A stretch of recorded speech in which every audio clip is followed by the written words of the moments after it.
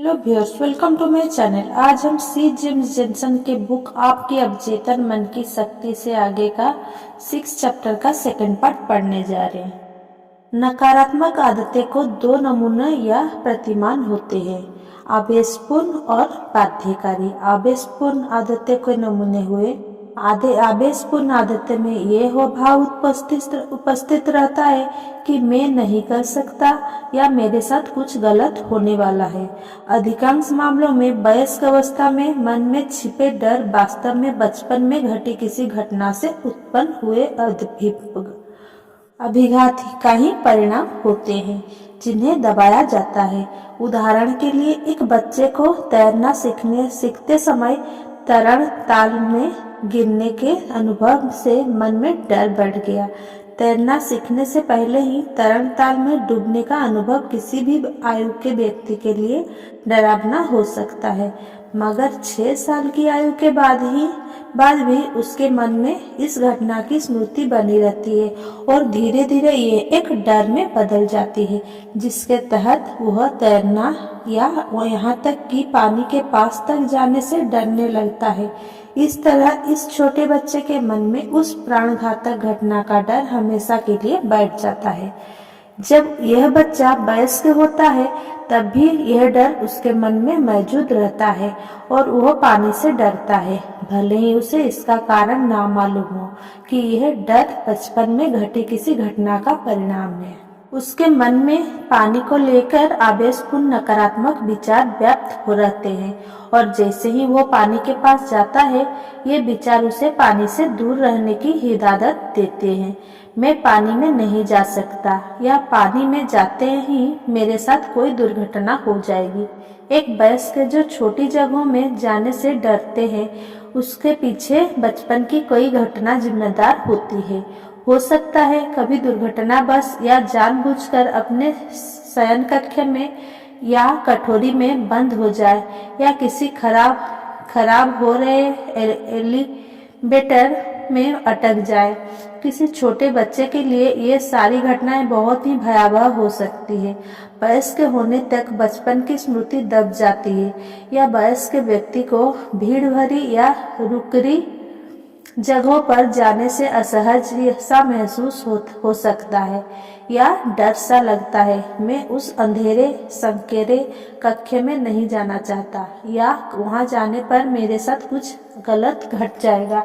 ये आवेशपूर्ण नकारात्मक आदतों में कुछ उदाहरण हैं, जिनमें भय का अंश संवेशित रहता है और इस भय के पीछे बचपन की कुछ घटनाओं की स्मृति छिपी रहती है। डॉक्टर मर्फी ने इस पुस्तक के अध्याय 21 में इस तरह के डर से बाहर निकलने के कुछ तरीके सुझाए हैं। बाध्यकारी नकारात्मक आदतों के नमूने। बाध्यकारी नकारात्मक आदतें कहती है मुझे कुछ करना चाहिए या मेरे साथ कुछ बुरा घटने वाला है। बाध्यकारी नकारात्मक आदतें के यूं तो कोई प्रकार होते हैं, मगर उनसे में 3 सामान्य तौर पर अक्सर देखे जाते हैं। पहला, बाध्यकारी समयनिष्ठता। दूसरा, बाध्यकारी आदेश पालन। तीसरा, बाध्यकारी सक्रियता। याद रखें, अधिकांश आदतें हमारे अंदर 6 साल की आयु तक ही वो दी जाती है। अतः देखें कि कोई व्यक्ति किसी तरह बाध्यकारी समयनिष्ठता का शिकार होता है, अर्थात हमेशा यह सोचता है कि मुझे समय पर पहुंचना ही होगा। अन्यथा चूंकि ये आदतें हमारे अंदर 6 साल की आयु में डाल दी जाती है, तो जाहिर है कि ये आदतें हमें अपने माता पिता या अभिभावकों से ही मिलती है। ये भी जानना महत्वपूर्ण है कि जिन पालकों ने हमारे अंदर इन आदतों का डाला होता है, वह स्वयं भी इस आदत के शिकार होते हैं। अब देखते हैं कि जिमी नामक बच्चा किस तरह 6 साल से पहले ही बाध्यकारी समयनिष्ठा या कंपल्सिव पंक्चुअल का शिकार होता है। जैसा कि स्पष्ट है, उसके पिता सनक की हद तक समयनिष्ठता थे। वो सारे घर में तूफान उठा देते थे और कहते थे, यदि तुम समय पर नहीं आ सकते तो जल्दी आ जाया करो। बेचारे जिमी को कोई मौका नहीं मिला। एक बार 4 वर्ष की आयु में वो अपने पड़ोस के घर में खेल रहा था। खेलते खेलते समय का ध्यान ही ना रहा और वो रात के खाने के लिए 15 मिनट देर से पहुंचा। पहली बार उसे पिता का भाषण सुनने को मिला, दूसरी बार उसे धमकाया गया जैसे उसे उसके कमरे में भेज दिया जाएगा या वो सब जो एक अच्छे प्यार करने वाले मगर सनकी पिता कर सकते हैं। तीसरी बार पिता अपना आपा खो बैठे और इसके बाद जिमी को उनकी बात समझने में देर नहीं लगी। उसने अपने भीतर नकारात्मक आदत विकसित कर ली जो कहती थी मुझे समय पर पहुंचना है, नहीं तो, और इस रिक्त स्थान को भरना 4 साल के बच्चे के लिए अच्छा नहीं था।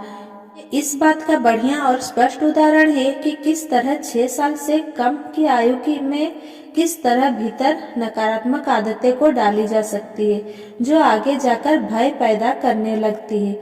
आप कहेंगे तो क्या यह मुझे बड़े होने के बाद कैसे प्रभावित कर सकती है? इसका उत्तर है उसी तरह जैसे इसने जिमी के पिता को प्रभावित किया।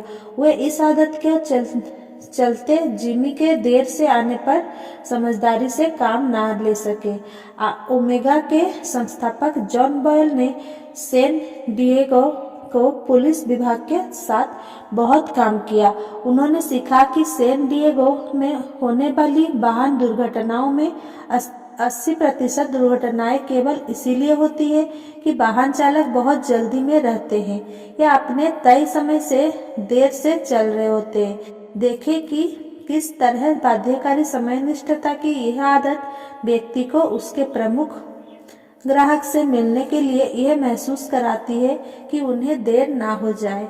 वो बेवजह के भय की गिरफ्त में आ जाता है कि कहीं उनका ग्राहक विमुख ना हो जाए। ऐसा हुआ तो उसका मालिक उसे नौकरी से निकाल देगा और पत्नी उसे तलाक दे देगी वगैरह वगैरह। वो तत्कालिक रूप से नासमझ बन जाता है, वाहन बहुत तेज चलाता है, लाल बत्ती को भी पार कर लेता है और दुर्घटना का शिकार बन जाता है। इस आदत की पकड़ने से निकलने के लिए एक अभिपुष्टि करनी होगी। यह है कि समय पर पहुंचना अच्छा है मगर हर हालत में पहुंचना नहीं, ये जरूरी नहीं। अब हम अन्य 2 आदतें बाध्यकारी आदेश पालन और बाध्यकारी सक्रियता की बात करेंगे। 4 साल की मेरी की माँ साफ सफाई की सनक से पीड़ित है। वो लगातार घर को व्यवस्थित करती रहती है। उसे यही चिंता रहती है कि कहीं कोई वस्तु अपनी जगह से हिली तो नहीं या अव्यवस्थित तो नहीं।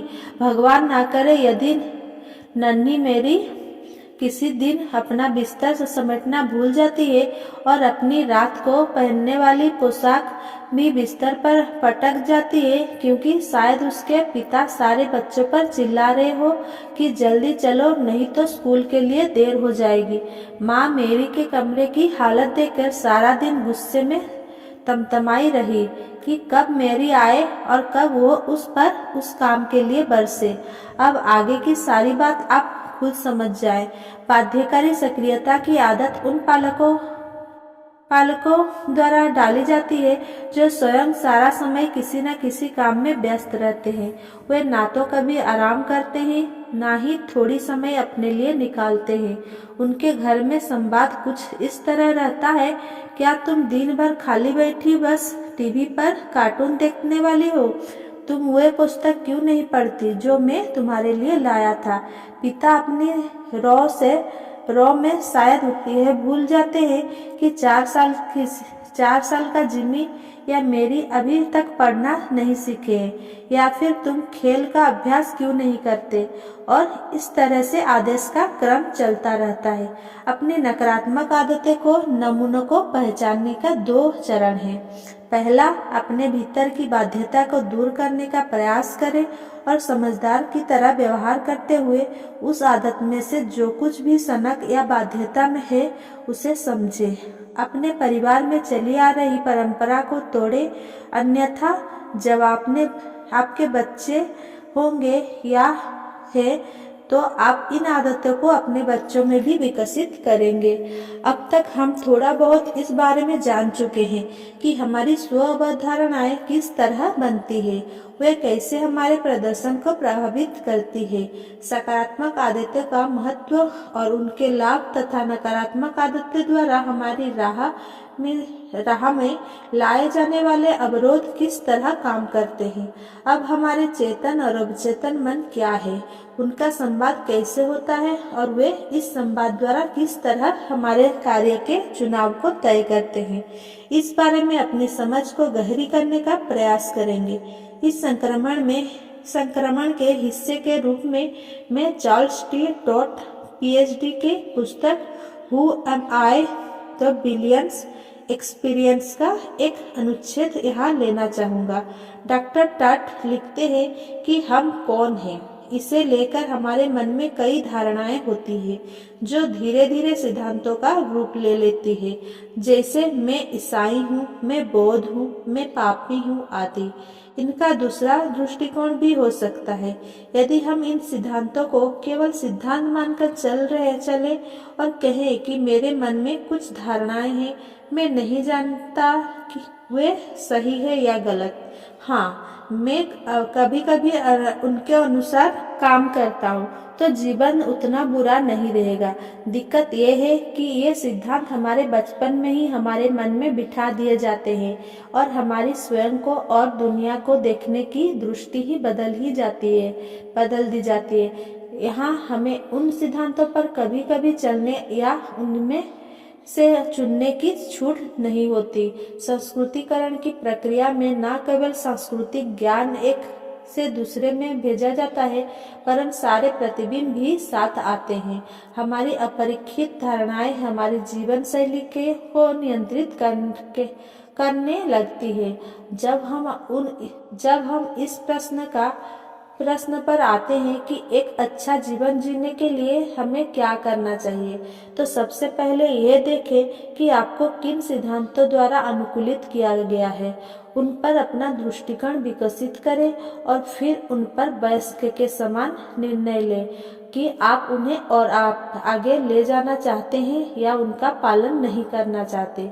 अपने आप से पूछें, क्या मैं इस बात पर विश्वास करना चाहता हूँ कि मैं ऐसा हूँ। उन सिद्धांतों को भी परखें जो आपके बारे में है और जिनका अब तक आपके जीवन में महत्वपूर्ण स्थान रहा है। आप स्वयं सोचें कि आप क्या हैं और सीधे अवलोकन से जानने का प्रयास करें। जैसा कि मैंने कहा, स्वयं को विश्वास दिलाएं कि मुझ पर थोपे गए या जबरन विकसित किए गए दृष्टिकोण से मैं अपना व्यक्तित्व निर्धारित नहीं करूंगा।